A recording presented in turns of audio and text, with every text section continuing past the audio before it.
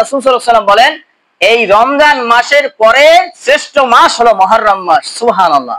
এখন ইসলামের জন্য যুদ্ধ করা দরকার, তুমি যুদ্ধে যাইতে পারো না, তুমি এখানে বসে পিঠে ছুরি মারো, হ্যাঁ, মস্করা করো ইসলামের সাথে।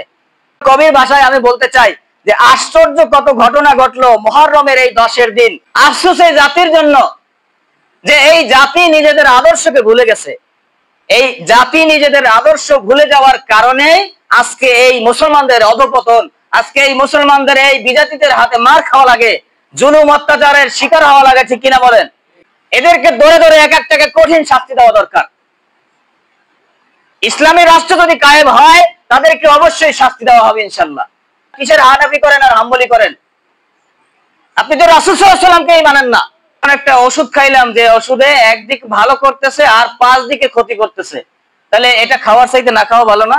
কতটা কপাল ওরা জাতি, যে জাতি তার নিজেদের আদর্শকে ভুলে যায়।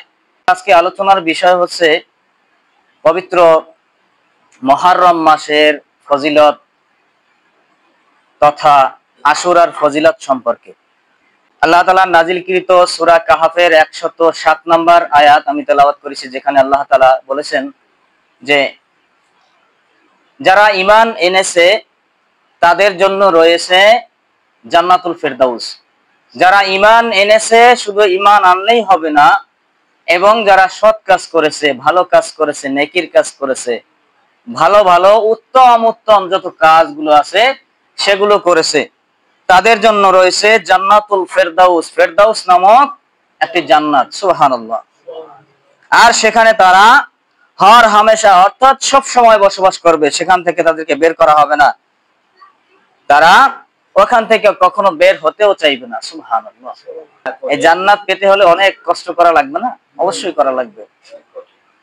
আল্লাহ তাআলা জান্নাতের বিনিময়ে আমাদের জীবন, আমাদের জান মাল সবকিছু কিনে নিয়েছেন, এটা বুঝতে হবে আমাদের। তাহলে আল্লাহ তাআলা বলেছেন যারা ঈমান এনেছে এবং ভালো কাজ করেছে, পুণ্য কাজ সমূহ করেছে। তাহলে পুণ্য কাজ কি? কোন ইমাম সাহেব যদি 5 মিনিট আগে আজান দেয়, এইটা কেন আজান দিল, এটা পুণ্যের কাজ, এটা ধরা, নাকি বলেন? ঠিক না? এটা পুণ্যের কাজ। কে 2 রাকাত বেশি নামাজ পড়লো, কে 2 রাকাত কম পড়লো, কে জিকিরে বসলো না, কে জিকির বসলো, কে সালাম একবার কম দিল, এইটা পুণ্যের কাজ নাকি? এটা ধরা। হ্যাঁ, আজানের ওয়াক্ত যদি হয় তাহলে আজান দিয়া জামাত আদায় করতে হবে, জামাতের জন্য দেরি করা যাবে না। কিন্তু আজান 2 মিনিট আগে পরে হইতে পারে, তার মানে এই না যে ওয়াক্তের আগে দেবেন। ওয়াক্ত হইলে আপনি আজান দিতে পারবেন। আজকে জুমার ওয়াক্ত, আজকে জোহরের ওয়াক্ত হয়েছে 12টা 4 মিনিটে। এখন কেউ যদি 12টা 5 মিনিটেও আজান দেয়, তারপরও আজান হয়ে যাবে। এখন যদি বলি যে 12:30টায়, তো 12:30টায় 1 মিনিট আগেও হবে না আজান দেওয়া, তাহলে এইটা হবে একেবারে কি নিছক বোকামির কথা, ঠিক কিনা বলেন? তাহলে এই জন্য পুণ্যের কাজ হলো ওইটা যে আরেকজনের ক্ষতি না করে নিজে নিজে নেকামল করা, ভালো কাজ করা। এমন ভালো কাজ করতে না যাওয়া যেটাতে আরেকজনের ক্ষতি হয়, সেটা তো ভালো কাজ হতে পারে না। এমন একটা ওষুধ খাইলাম যে ওষুধে একদিক ভালো করতেছে আর 5 দিকে ক্ষতি করতেছে, তাহলে এটা খাওয়ার চাইতে না খাওয়া ভালো না? তাহলে এমন কাজ করা যাবে না যে কাজে আমি নিজে ভালো মনে করতেছি কিন্তু আরো 5 জনের ক্ষতি হইতেছে। 5 জন না, 1 জনেরও যদি ক্ষতি হয় তাহলে ওই কাজ আপনার করা যাবে না, কারণ আরেকজনের ক্ষতি করে আল্লাহ তাআলা নেকামল করতে বলে নাই, আর এটা নেকামলের মধ্যে পড়েও না। আবার অনেক সময় দেখা যায় অনেক মানুষ আরেকজন মানুষকে জামাতের সময় সামনে রেখে তারপরে সে পিছনে সুন্নতে নফলে দাঁড়ায়। আপনাকে এই নফল পড়তে কে বলছে? এমন নফল পড়তে কে বলছে যে আরেকজনকে আপনি সামনে দাঁড়া করাই রাখছেন? তার তো ব্যস্ততা থাকতেই পারে, নাকি বলেন? মানুষ মাত্রই জরুরত আছে। কার জরুরত কোন সময় বেশি সেটা কেউ জানে? আমি জানি? আমি তার মনের খবর জানি? জানি না। তাহলে আপনি সুন্নাত বা নফলে দাঁড়াবেন, আপনি একটা সাইডে যান যেখানে সামনে কেউ নাই, অথবা আপনি সামনে একটা কি করেন, ওই যেটা দিয়ে মানুষ নামাজ থেকে সামনে থেকে পিছনে যায়, ওইটা আপনি দিয়ে তারপরে দাঁড়ান। 2 কাতার সামনে থেকে চলে যাওয়া যাবে, হ্যাঁ, নামাজের সামনে থেকে কিছু না থাকলেও যাওয়া যাবে, এটা একেবারে শেষ সীমা নাই, না যাওয়াটা ভালো, এটা তো বুঝতে হবে। তাহলে এজন্য এমন কোন কাজ, এমন কোন ভালো কাজ যদি আমরা মনেও করি যে এটা ভালো কাজ, আরেকজনের যদি ক্ষতি হয়, আরেকজন যদি কষ্ট পায়, এই আমলটা, এই ভালো কাজটা না করাই উত্তম। আরেকজনের কষ্ট না হয় যেভাবে, সেইভাবে করেন। আরেকজনের মনে আঘাত যেন না লাগে, সেইভাবে করেন। তাহলে যে কথা বলতেছিলাম যে আল্লাহ তাআলা ভালো ভালো কাজ করতে বলছেন আমাদের, যেই ভালো কাজে অন্য মানুষ কষ্ট পাবে না, যেই ভালো কাজে আরেকজন মানুষ কষ্ট পাবে না, ওই কাজের মাধ্যমে আরেকজন মানুষের মনে আঘাত লাগবে না, আরেকজন মানুষের মনে ব্যথা লাগবে না, সেইটা হলো সর্বোত্তম ভালো কাজ। তাহলে আল্লাহ তাআলা আমাদেরকে ঈমান আনতে বলছেন এবং নেকির কাজ করতে বলছেন, ভালো ভালো পুণ্যের কাজ করতে বলছেন। আবার আল্লাহ পাক রব্বুল আলামিন সূরা তাওবার ৩৬ নম্বর আয়াতে তিনি বলেন যে নিশ্চয়ই আল্লাহর বিধান ও গণনার মাসের সংখ্যা হলো 12। কত? আরবি মাসের, চন্দ্র মাসের কতটা মাস? 12 মাস। এই হিসাবটা কার থেকে আসছে? আল্লাহ পাক রব্বুল আলামিনের ফয়সালা থেকে, তার তরফ থেকে, তার পক্ষ থেকে। তাহলে আল্লাহ তাআলাই নির্ধারিত করে দিয়েছেন, নির্দিষ্ট করে দিয়েছেন যে বৎসরে 12টি মাস হবে। সুবহানাল্লাহ। তাহলে আল্লাহ তাআলা আমাদের গণনা শিখিয়েছেন, আল্লাহ তাআলা আমাদের হিসাব শিখিয়েছেন। আল্লাহ পাক রব্বুল আলামিন সূরা আর রহমানের মধ্যে আবার বলেছেন যে আমি কোরআন শিখিয়েছি, এরপর মানুষ বানিয়েছি, তাদেরকে বয়ান শিখিয়েছি। সুবহানাল্লাহ। তাহলে কোরআন নাজিল করার পরে মানুষ পরিপূর্ণ মানুষে পরিণত হয়েছে। এর আগে মানুষ যারা ছিল তারা আসলে মানুষ রূপে ছিল, কিন্তু ভিতরে পশু বসবাস করছে। তাহলে এজন্য যার মধ্যে কোরআনের অক্ষর পর্যন্ত নাই, আল্লাহ রাসূল সাল্লাল্লাহু আলাইহি ওয়াসাল্লাম বলেন যে ব্যক্তির মধ্যে কোরআনের একটু আভাস পর্যন্ত নাই, সে দুনিয়ার সবচাইতে মূর্খ মানুষ। সে যত বড়ই জ্ঞানী হোক না কেন, দুনিয়ার জ্ঞানী হোক না কেন, সে তার চাইতে মূর্খ আর দুনিয়ার মধ্যে কেউ নাই। আল্লাহ তাআলা এই জন্যই কোরআনের মধ্যে বলেন যে আর রহমান আল্লামাল কোরআন খলাকাল ইনসান, আমি কোরআন শিখিয়েছি তারপরে মানুষ বানিয়েছি। আল্লাহ কি আগে মানুষ বানাইছে নাকি কোরআন বানাইছে? আগে মানুষ পাঠাইছে না দুনিয়ায়? তাহলে দুনিয়ায় আল্লাহ তাআলা মানুষ আগে পাঠাইছে, এর পরে হাজার হাজার কোটি কোটি বছর পর কোরআন পাঠাইছে। তাহলে আল্লাহ তাআলা কেন উল্টা কথা বললেন? উল্টা কথা নয়, বরং বিবেকের দিক থেকে বিবেচনা করে দেখতে হবে যে আসলে কথাটার অর্থটা কোথায় দাঁড়ায়, ঠিক কিনা বলেন? কারণ যে মানুষের মধ্যে কোরআন নাই, ওই মানুষ তো প্রকৃতপক্ষে মানুষ না, ওই মানুষের মধ্যে মনুষ্যত্ববোধ থাকে না, এই জন্য সে মানুষ না, তার মধ্যে পশু বসবাস করে। তাহলে জন্য আল্লাহ তাআলা বললেন যে আমি কোরআন প্রেরণ করছি, এরপর মানুষ বানাইছি। তার মানে কোরআন তাদের কাছে আসছে পর তারা মানুষে পরিণত হয়েছে। সুবহানাল্লাহ। তাহলে জন্য আল্লাহ তাআলা কি বলছেন? আল্লাহ তাআলা আমাদেরকে কোরআন শিখিয়েছেন, আল্লাহ তাআলা আমাদের গণনা শিখিয়েছেন।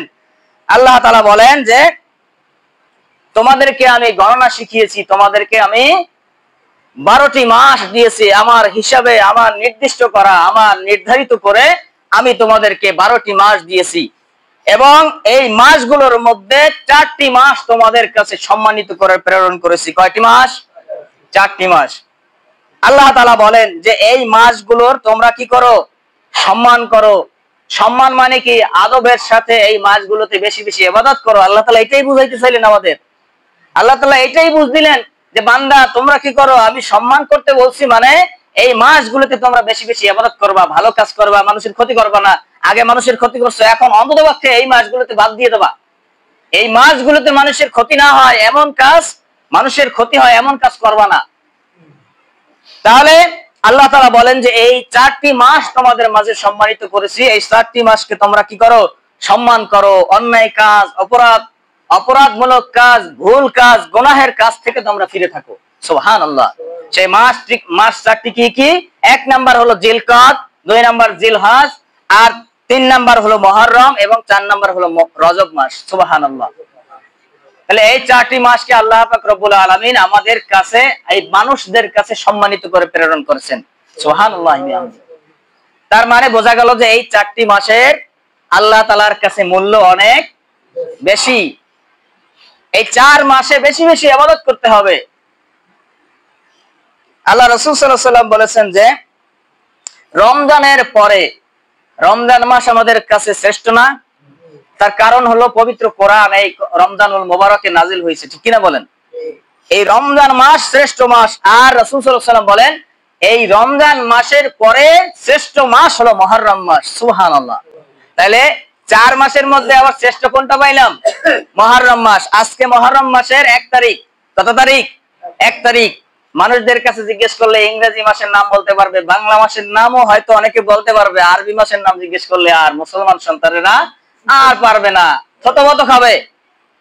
ইহুদি খ্রিস্টানদের চাল, ইহুদি খ্রিস্টানদের সেই গণনা হিসাব, সেটা সে ঠিকই মনে রাখতে পারে। ইংরেজি নববর্ষ পালন করে 31 নাইট, তখন তার ঠিকই মনে থাকে, কিন্তু আরবি নববর্ষ কবে চলে এইটা সে জানে না, এইটার ব্যাপারে সে অজ্ঞ। কেমন মুসলমান চিন্তা করেন। তাহলে আমরা মুসলমান জাতি নাকি হতভাগ্য জাতি বলেন? কতটা কপাল ওরা জাতি, যে জাতি তার নিজেদের আদর্শকে ভুলে যায়। ইংরেজরা তারা নিজেরা নিজেদের আদর্শকে মনে রাখে, এমনকি টোটাল বিশ্বের মধ্যে তাদের আদর্শকে চাপাইয়ে দেওয়ার চেষ্টা করে, ঠিক কিনা বলেন? তারা এই ইংরেজি নববর্ষ, ইংরেজি সাল সমস্ত পৃথিবীর মধ্যে সবাইকে এটা বাধ্য করতেছে পালন করার জন্য। আর আমরা নিজেদের আদর্শকেই ভুলে যাই। আফসোস আমাদের জন্য, আফসোস এই জাতির জন্য, যে এই জাতি নিজেদের আদর্শকে ভুলে গেছে। এই জাতি নিজেদের আদর্শ ভুলে যাওয়ার কারণে আজকে এই মুসলমানদের অধঃপতন, আজকে এই মুসলমানদের এই বিজাতিদের হাতে মার খাওয়া লাগে, জুলুম অত্যাচারের শিকার হওয়া লাগে, ঠিক কিনা বলেন? মুসলমান এক মুসলমান আরেক মুসলমানকে দেখতে পারে না, সাদা কালোকে দেখতে পারে না, কালা সাদাকে দেখতে পারে না, পাঁচকলি গোল টুপিকে দেখতে পারে না, গোল টুপি পাঁচকলিকে দেখতে পারে না, সবুজ পাগড়ি সাদা পাগড়িকে দেখতে পারে না। আফসোস এদের জন্য, এরা তো ধ্বংস হবে, এদের জাতিটাকে ধ্বংস করে দিয়ে যাবে। তাহলে এই এক একজন যারা এই ফিতনা তৈরি করবে, আল্লাহ পাক রব্বুল আলামিন তার কিয়ামতের দিন তার কাঠগড়া, আসামির কাঠগড়া এই সমস্ত মানুষদেরকে দাঁড় করাবেন। একজন একজন করে পাই টু পাই হিসাব নেবেন যে তোমাকে কি অধিকার দেওয়া হয়েছিল, তুমি আমার ইসলামকে টুকরা টুকরা করেছো কেন? এই জবাব আমাদের কাছে আছে।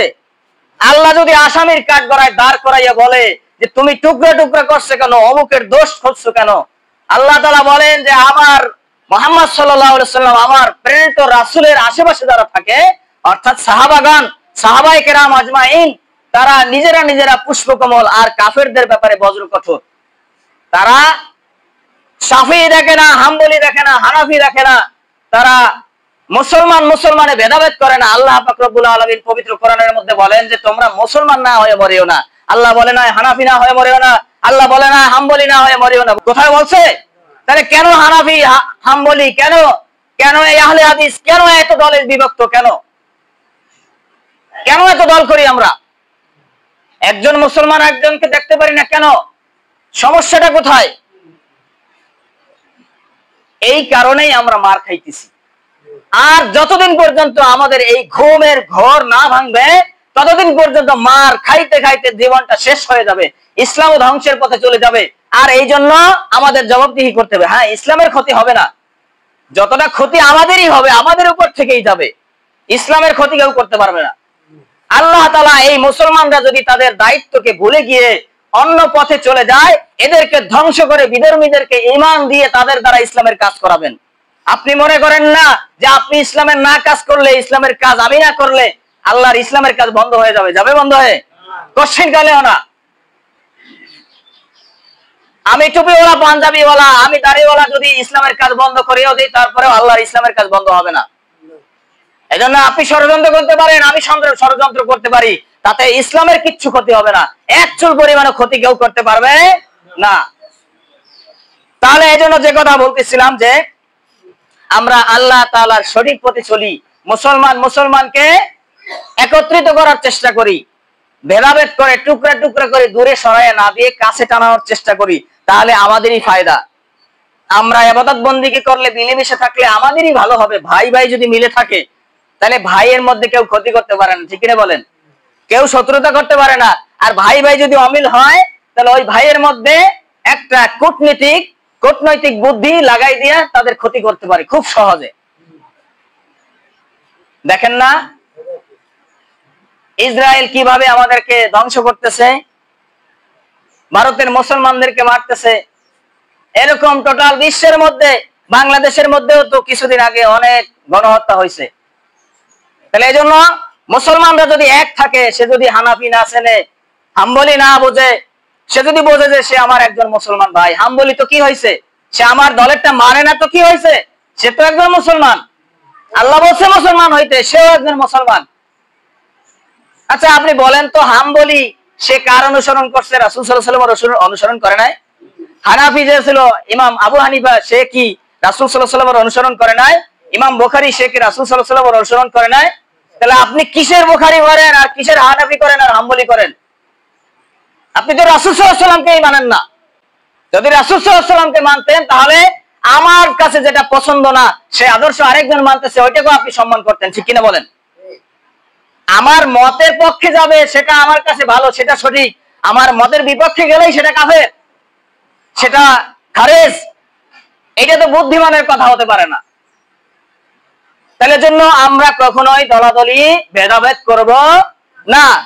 সামান্য সামান্য কিঞ্চিত কিঞ্চিত ভুল নিয়ে কখনোই আমরা ভেদাভেদ করব না, কখনোই বাড়াবাড়ি করব না। এটা করে ইহুদিরা। ইহুদিরা এই কারণে ধ্বংস হয়েছে, ছোট্ট ছোট্ট ভুল নিয়ে তারা বেশি বাড়াবাড়ি করে, নবীদের উপরে বেশি বাড়াবাড়ি করছে, যার জন্য তারা ধ্বংস হয়েছে। তাদের জন্য লানত, আল্লাহ তাআলা নিজেই তাদেরকে লানত করছে। তাহলে রাসূল সাল্লাল্লাহু আলাইহি ওয়াসাল্লাম বলেন যে রমজানের পরে সবচেয়ে সর্বোত্তম মাস হলো 4 মাসের মধ্যে আবার মুহররম মাস। এই মুহররম মাস বিশ্বনবী সাল্লাল্লাহু আলাইহি ওয়াসাল্লাম হাদিসের মধ্যে আছে, বিশ্বনবী সাল্লাল্লাহু আলাইহি ওয়াসাল্লাম বলেন যে মুহররম মাসকে আল্লাহ পাক রব্বুল আলামিন তার মাস, অর্থাৎ আল্লাহ তাআলার মাস, শাহরুল্লাহ, আল্লাহর মাস বলা হয়। সুবহানাল্লাহ। এই মাসটাকে কি বলা হয়? আল্লাহর মাস, তার মানে আল্লাহর সবচেয়ে প্রিয় মাস। সুবহানাল্লাহ। বিশ্বনবী সাল্লাল্লাহু আলাইহি ওয়াসাল্লাম যখন হিজরত করে মদিনায় গেলেন, তখন তিনি দেখলেন যে ইহুদিরা এই 10ই মুহররমের দিন রোজা রাখে। কি করে? রোজা রাখে। 10ই মুহররম কবে? রবিবার। রবিবার শুরু হবে। বিশ্বনবী সাল্লাল্লাহু আলাইহি ওয়াসাল্লাম 10ই মুহররম দেখলেন যে রোজা রাখতেছে। বিশ্বনবী সাল্লাল্লাহু আলাইহি ওয়াসাল্লাম বললেন যে আমিও কি করব? এই 10ই মুহররম রোজা রাখবো। সুবহানাল্লাহ। সাহাবারা বললেন, ইয়া রাসূলুল্লাহ, তাহলে তো ইহুদিদের সাথে সাদৃশ্য হয়ে গেল না, তাদের সাথে মিল হয়ে গেল। তখন রাসূল পাক সাল্লাল্লাহু আলাইহি ওয়াসাল্লাম বললেন যে আমি আগামী বছর থেকে 9 এবং 10 অথবা 10 এবং 11 দুইটা রোজা রাখবো, তাহলে ইহুদিদের সাথে মিল থাকবে না। সুবহানাল্লাহ। রাসূল সাল্লাল্লাহু আলাইহি ওয়াসাল্লাম কেন রোজা রাখলেন? হযরত মূসা আলাইহিস সালামকে ফিরআউনের কবল থেকে, সেই বড় বিপদ থেকে, মুসিবত থেকে আল্লাহ তাআলা উদ্ধার করলেন। এই কারণে শুকরিয়া স্বরূপ, প্রশংসার কারণে, আল্লাহর প্রশংসার কারণে আলহামদুলিল্লাহ বলে মূসা আলাইহিস সালাম এই দিনকে রোজা রাখতেন, 10ই মুহররম। তো ইহুদিরা এই কারণে রোজা রাখছে। রাসূল সাল্লাল্লাহু আলাইহি ওয়াসাল্লাম বললেন যে তাহলে ইহুদিদের চাইতে তো মূসা আলাইহিস সালামের কাছে আমরা বেশি হকদার, আমরা বেশি অধিকার রাখি, আমরা আপডেট ভার্সনে আছি, আমরা সবচেয়ে আপডেট, একেবারে লেটেস্ট ভার্সন কোরআনের মধ্যে আছি। আগে যত ধর্মগ্রন্থ ছিল সেগুলো আল্লাহর কিতাব, কিন্তু আমরা আছি সবচেয়ে আপডেট, একেবারে পরিপূর্ণ, যার মধ্যে কোনো কমতি নাই। আগেকার জামানায় যেগুলো আসছে সেগুলো ওই জামানার জন্য নির্দিষ্ট ছিল। জামানা শেষ হয়ে গেছে, সময় শেষ হয়ে গেছে, নির্দিষ্ট সময় শেষ হয়ে গেছে, পার হয়ে গেছে, ওটা বাতিল। এখন কোরআন আসছে, কোরআন কিয়ামত পর্যন্ত, যতদিন পৃথিবীর হায়াত থাকবে ততদিন পর্যন্ত কোরআন চলবেই, এটার উপরে আপডেট আর কিছু আসবে না। আমরা বেশি অধিকার রাখি, আমাদের বেশি হক মূসা আলাইহিস সালামের কাছে। আমরা আগামী বছর 2টা রোজা রাখবো, একটা রাখবো। সাহাবারা বললেন যে তাহলে তো মিল হয়ে যায়, এজন্য বিশ্বনবী সাল্লাল্লাহু আলাইহি ওয়াসাল্লাম 2টা রাখার কথা বললেন। তাহলে আমরা কি করতে পারি? এই 10ই মুহররম এবং 11ই মুহররম, অথবা 9 এবং 10, এই 2টা রোজা রাখতে পারি। তাহলে যে ব্যক্তি 10 তারিখ রাখবে, 10 তারিখ হলো রবিবার, আর যদি 9 তারিখ রাখে তাহলে 9, 10 শনি এবং রবিবার। তাহলে এই রোজা রাখলে অনেক ফায়দা আছে। এরপরে বিশ্বনবী সাল্লাল্লাহু আলাইহি সাল্লাম বলেন যে আমি আল্লাহ তাআলার কাছে আশা রাখি, আমি আকাঙ্ক্ষা করি, আল্লাহর কাছে এই ভরসা পাই যে আল্লাহ পাক রব্বুল আলামিন যদি কেউ এই মুহররম মাসের রোজা রাখে, আল্লাহ তাআলা তাকে বিগত 1 বছরের, অর্থাৎ পিছনের বছরের 1 বছরের যত গুনাহ আছে আল্লাহ তাআলা সবগুলো ক্ষমা করে দিবে। সুবহানাল্লাহ। আবার আরেকটা বর্ণনায় আসছে যে বিশ্বনবী সাল্লাল্লাহু আলাইহি সাল্লাম বলেন যে আমি আশা রাখি আল্লাহ তাআলার উপরে, যে ব্যক্তি এই রোজা রাখবে আল্লাহ তাআলা তার বিগত সমস্ত গুনাহগুলো ক্ষমা করে দিবে। সুবহানাল্লাহ। তাহলে এই রোজা রাখার দরকার আছে না নাই? আমরা যাদের শারীরিক কন্ডিশন ভালো আছে, শারীরিক অবস্থা ভালো আছে, তারা যেন রাখার চেষ্টা করি ইনশাআল্লাহ। আল্লাহ তাআলা আমাদের তৌফিক দান করুন। এরপরে হাদিসের মধ্যে আছে যে যখন পর্যন্ত এই আমাদের পবিত্র রমজান মাস, রমজানের যে একটি মাস রোজা রাখার হুকুম ফরজ হয়েছে, এর আগ পর্যন্ত এই আশুরার রোজা সবাই সমস্ত উম্মতেরা কি করতেন? ফরজ হিসেবে পালন করতেন। সুবহানাল্লাহ। কারণ এই আশুরার দিনে অনেক ঘটনা আছে, অনেক কিছু আছে। বিশ্বনবী সাল্লাল্লাহু আলাইহি সাল্লামও কি করতেন? রমজানের রোজা ফরজ হওয়ার আগ পর্যন্ত এই আশুরার রোজাকে ফরজ মনে করে রাখতেন। যখন থেকে শুরু হয়েছে রমজানের রোজা ফরজ, তখন থেকে এই আশুরার রোজা নফল হয়ে গেছে। নফল হয়ে গেছে তার মানে এই না যে এটার গুরুত্ব কমে গেছে। গুরুত্ব কি কমছে? গুরুত্ব কমে নাই। তাহলে আমরা যারা পারি তারা আমরা কি করব? এই আশুরার রোজা রাখার চেষ্টা করব ইনশাআল্লাহ। বিশ্বনবী সাল্লাল্লাহু আলাইহি সাল্লাম হাদিসের মধ্যে বলেন, যে ব্যক্তি আশুরার দিন 10ই মুহররম তার নিজ পরিবারের পিছনে ব্যয় করবে আর্থিকভাবে যেভাবেই হোক, আল্লাহ তাআলা তাকে ওই ব্যয় করার কারণে সারা বছর তাকে সচ্ছলতা দান করবে। সুবহানাল্লাহ। সারা বছর তাকে অভাব অনটন থেকে মুক্তি দিয়ে দিবে। আপনি নিজ পরিবারের জন্য ব্যয় করতেছেন, এই জন্য আপনাকে আল্লাহ তাআলা সচ্ছলতা দেবে। সুবহানাল্লাহ। আপনার নিয়ত থাকা লাগবে আল্লাহকে খুশি করা। কাকে খুশি করা? আল্লাহ তাআলাকে খুশি করা। তাহলে এই আশুরার দিনে আমরা পরিবারের জন্য খরচ করব, এটা হলো আমাদের আদেশ রাসূল সাল্লাল্লাহু আলাইহি ওয়াসাল্লামের পক্ষ থেকে। নিষেধ কি করছেন রাসূল সাল্লাল্লাহু আলাইহি ওয়াসাল্লাম? যে এই দিনে উৎসব, আনন্দ, মেলা এগুলো পালন করা যাবে না, এগুলো হলো হারাম, এগুলো হলো শিরক। এরপরে অনেকে কান্নাকাটি করে, শোক পাঠ করে, অনেক পুঁথি পাঠ করে। এদিনকে ইমাম হুসাইন কারবালার ময়দানে শহীদ হয়েছে, এজন্য অনেক কান্নাকাটি করে, অনেকে ছুরি নিয়ে পিছনে মারে, পিছের উপরে মারে। ঠিক কিনা বলেন? দেখছেন কিনা আপনারা? অনেকে পিছন থেকে রক্ত বের করে, যে হুসাইন রাদিয়াল্লাহু তাআলা আনহু কষ্ট পাইছে, এইভাবে আমরা কষ্ট করব। আল্লাহ তাআলা কি বলছে? রাসূল সাল্লাল্লাহু আলাইহি ওয়াসাল্লাম কি বলছে এইভাবে কষ্ট করতে? এটা তো নিছক একটা বোকামি, নিছক একটা মশকরা করা। ঠিক কিনা বলেন? এখন ইসলামের জন্য যুদ্ধ করা দরকার, তুমি যুদ্ধে যাইতে পারো না, তুমি এখানে বসে পিঠে ছুরি মারো, হ্যাঁ? মশকরা করো ইসলামের সাথে। এটা তো মশকরা ছাড়া আর কিছু হতে পারে না। ভাই ওদিকে কি করতেছে? আগুনে পুড়ে যাইতেছে, সে ভাইকে বাঁচানোর চেষ্টা করতেছে না, সে কি করতেছে? এইখানে বসে স্প্রে করে পানি দিয়া, হ্যাঁ, ভাইকে বাঁচায়, ভাইয়ের আগুন পানি দিয়ে নিবে। হ্যাঁ, এটা মশকরা না বলেন? তাহলে ওদিকে ইসলাম ধ্বংস হয়ে যাইতেছে, মুসলমান ধ্বংস হইতেছে, মুসলমান মার খাইতেছে বিশ্বের মধ্যে, আর এদিকে সে কি করে? মাতম করে, সে কান্নাকাটি করে, শোক তাপ করে।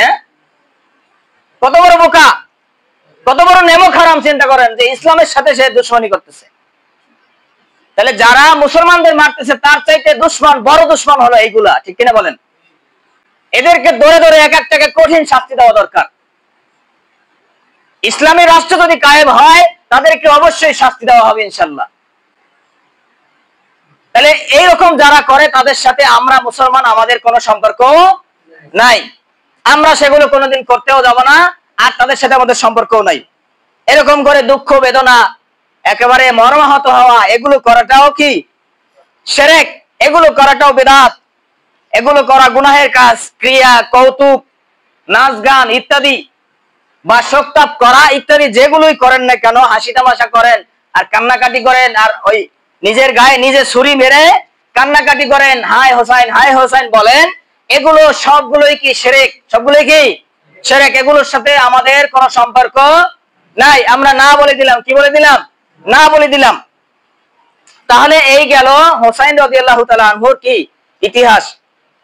আশুরার ইতিহাস আরো আছে।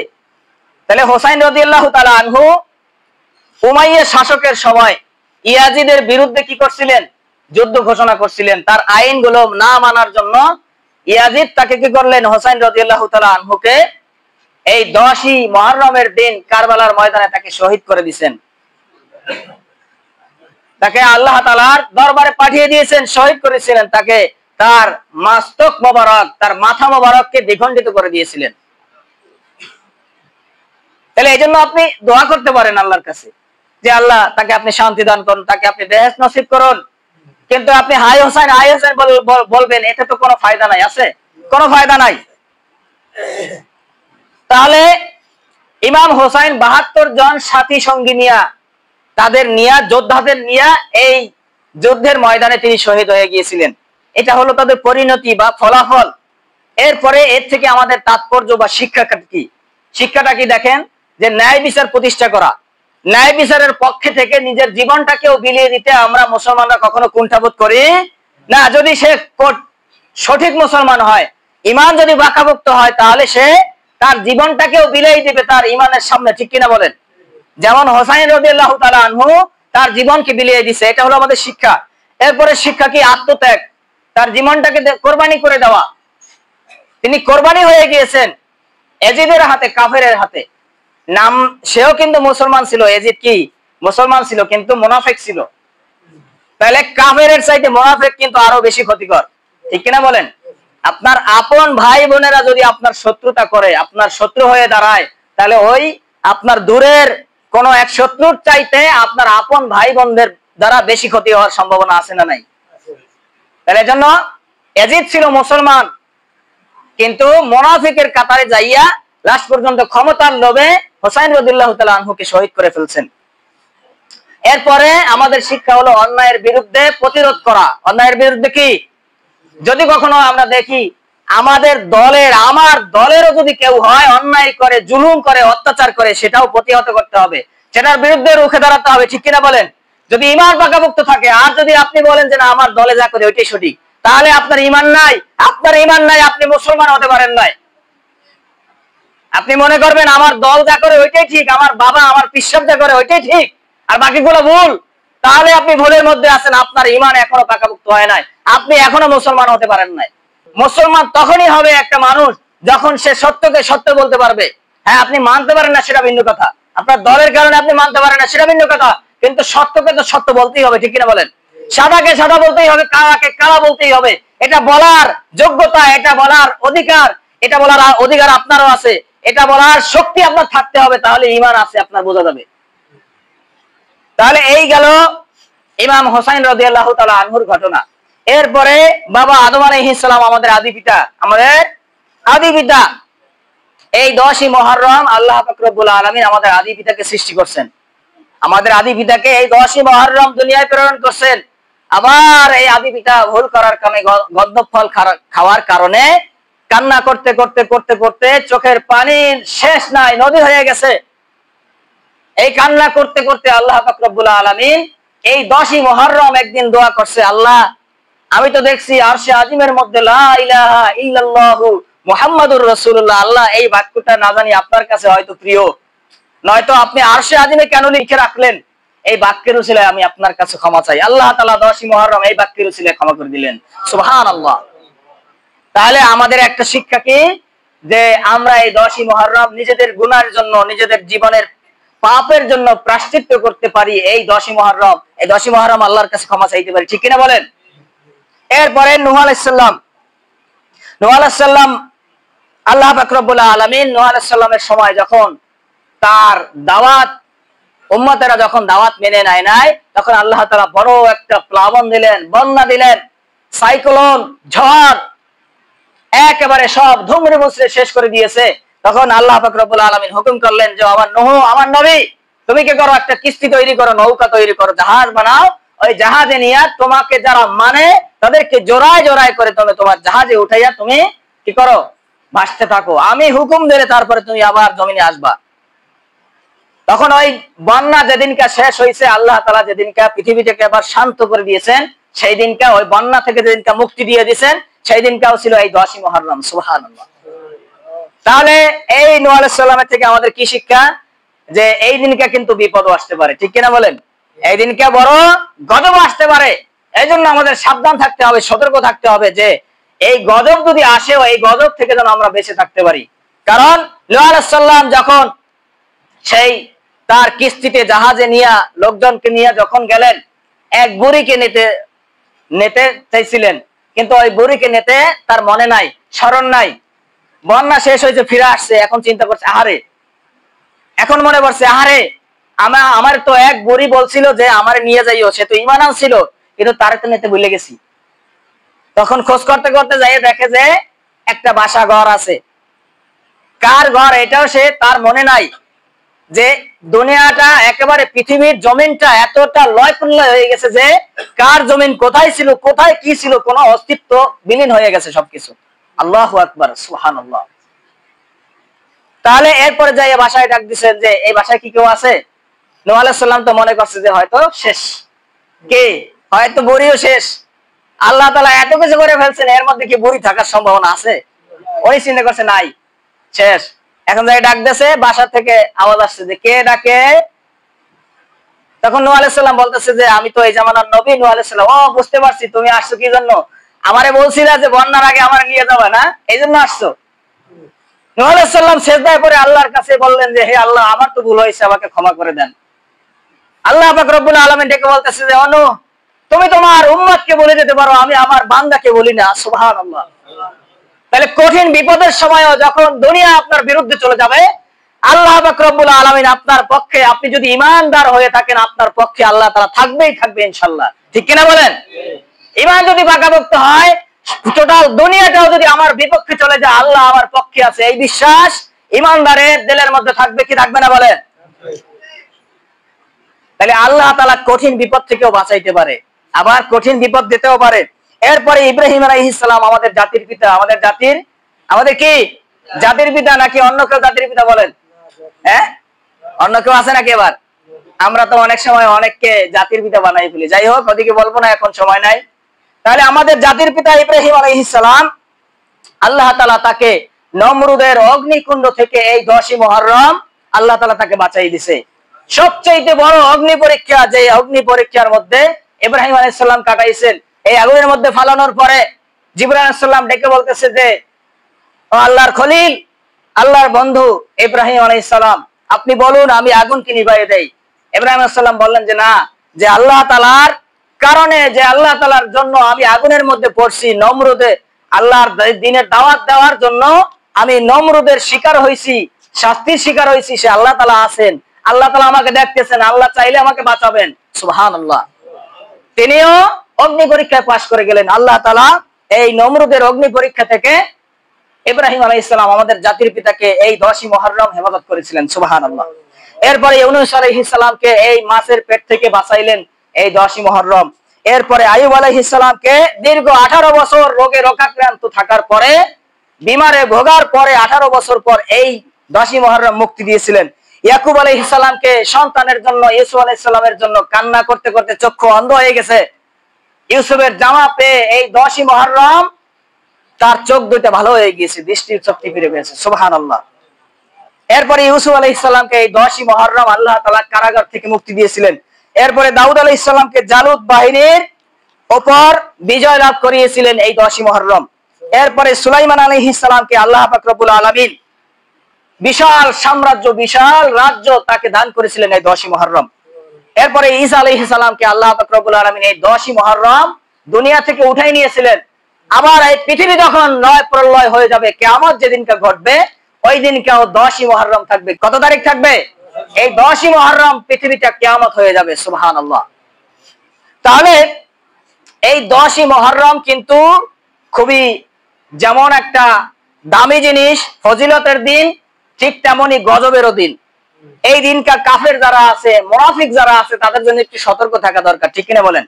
এজন্য কবির ভাষায় আমি বলতে চাই যে আশ্চর্য কত ঘটনা ঘটলো মুহররমের এই 10 দিন, তাই বিপদ হতে পানাহ চেয়ে তাহার থেকে শিক্ষা নিন।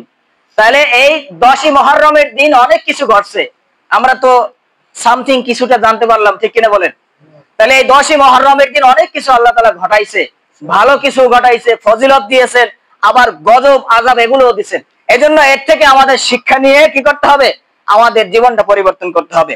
এর পরের লাইনে কি বলে দেখেন, যে মুহররমের এই 10ই দিনে ভরপুর আছে খোদার দানে, নেয়ামত রাজির শুকর করে তার বিধানগুলো নাওজে মেনে। আল্লাহ তাআলার নেয়ামতের শুকরিয়া করে আমাদের কি করতে হবে? আল্লাহ তাআলার হুকুম, যে বিধানগুলো আছে, কোরআন এবং হাদিসের নিয়ম নীতিগুলো আছে, নিয়ম নীতিমালা যেগুলো আছে, এগুলো আমাদের মানতে হবে। এরপরে কি বলে দেখেন, যে মুহররমের এই 10ই দিনে যারা খোদার হুকুম নেয়নি মেনে, ধসে দিলেন তাদের বংশ, করলেন তাদের জব্দ, বন্ধ করলেন চিরতরে তাদের মুখের শব্দ। ফেরাউন, হামান, নমরুদ, তাদেরকে আল্লাহ তাআলা শিক্ষা দিছে না? পানির মধ্যে ফেরাউনকে চুবাইয়া মারছে, নমরুদকে আল্লাহ তাআলা শিক্ষা দিছে, কারুনকে আল্লাহ তাআলা শিক্ষা দিছে। এই সমস্ত ঘটনাগুলো 10ই মুহররমের দিন ঘটছে। তাহলে এখনো যারা ফেরাউনের মতো জুলুমবাজ হবে, যারা অত্যাচার করবে, ইসরায়েলকে আমি বলতে চাই, যারা শুধুমাত্র ইসরায়েল নয়, আমেরিকা সহ যারাই মুসলমানদের উপর অত্যাচার করতেছে, তোমরা সতর্ক হয়ে যাও। মুসলমানদের উপরে আর অত্যাচার যদি করো, আল্লাহ তাআলা মুসলমানদের সাথে আছেন, ঠিক কিনা বলেন? মুসলমানরা যদি এক হয়ে যায়, তাদের ঈমান যদি মজবুত করতে পারে, আল্লাহ তাআলা এই 313 জন মুসলমান দিয়েও হাজার হাজার কোটি কোটি কাফের ধ্বংস করতে পারে কি পারে না বলেন? সেই সাহাবাদের মতো 313 জন ঈমানওয়ালা যথেষ্ট। এখনকার পৃথিবীটাকে বিজয় করার জন্য 313 জনই ঈমানওয়ালা যথেষ্ট, ঠিক কিনা বলেন? তাহলে সেই ঈমানে ঈমানদীপ্ত হতে হবে আমাদের, সেই ঈমানে বলিয়ান হতে হবে, সেই রকম ঈমান আমাদের মধ্যে, হৃদয়ের মধ্যে লালন করতে হবে, তাহলেই বিশ্ব জয় করা সম্ভব, ঠিক কিনা বলেন? এরপরে কবি বলেন যে নিশানাও যায় না পাওয়া সেসব জুলুমবাজ নেতার, এমনই যারা আসো অব হয়ে যাও হুঁশিয়ার। তাহলে তাদেরকে আমি হুঁশিয়ার করতে চাই, যারা মুসলমানদের উপর জুলুম করে, সে মুসলমান নামদারি হয়েও মুনাফিক যদি হয়, সেও যদি মুসলমানের উপর জুলুম করে, আমি তাদেরকে হুঁশিয়ার করতে চাই। কাফেরদেরকে তো হুঁশিয়ার করলামই। আল্লাহ তাআলা যেন আমাদেরকে এই দিনটার ব্যাপারে সবাইকে জানার এবং মানার তৌফিক দান করেন, এবং এই দিন যেন আমরা সতর্ক থাকতে পারি, এই দিনের ফজিলত যেন আমরা সবাই গ্রহণ করতে পারি। আল্লাহ তাআলা যেন আমাদের সকলকে সেই তৌফিক দান করেন, আমরা বলি আমিন। ওয়া আখিরু দাওয়ানা আলহামদুলিল্লাহি রাব্বিল আলামিন। আসসালামু আলাইকুম ওয়া রাহমাতুল্লাহি ওয়া বারাকাতুহু।